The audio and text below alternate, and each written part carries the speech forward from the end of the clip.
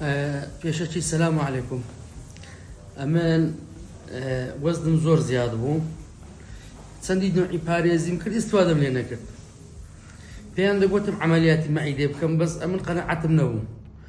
بەس کە تەماشای ڤیدیۆکانی تون کرد و چەند کەسە چشم دیت ئەو عەمەلیاتەی کردی و زۆری ئیستفادە کردیا، بڕیارم دا بیکەم.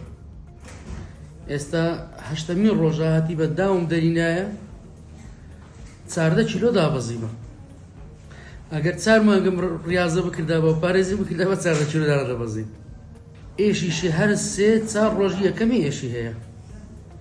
یعنی ئەگەر قیچێک پارێزی لە خواردن لە بڵێن ئاو شیرەکەی بخۆی کە بیدایەتی کە ڕێنمایی دەدەی، نەڕشایمەوە نە ئێشم زیادی کردی. الحەمدوللا ڕۆژ لە ڕۆژ باشتر بوومە. ئێستا ئەو ڕۆکە هەر لە هەم ڕۆژان باشتر بوومە لەوانەیە کە عەمەلیاتم کردیە. خۆزگە ساڵێک پێشەستا دەم کرد.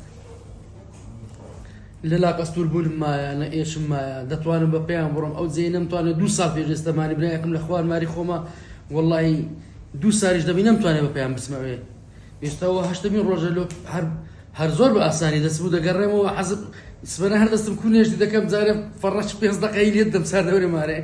ئازا دوای دەڕۆم حتا پێم دەکرێ ماندی دەبخۆ دەگەڕێمەوەش دووبارە. زۆر قەڵبم خۆشترە لە جارە. خوای بە زیادی دەستی توش خۆش بی.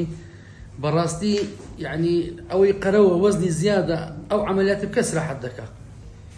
یەک مشکلە لێ دروست دەبی، وەچی جاران دایسی پێ لێ نادرێ.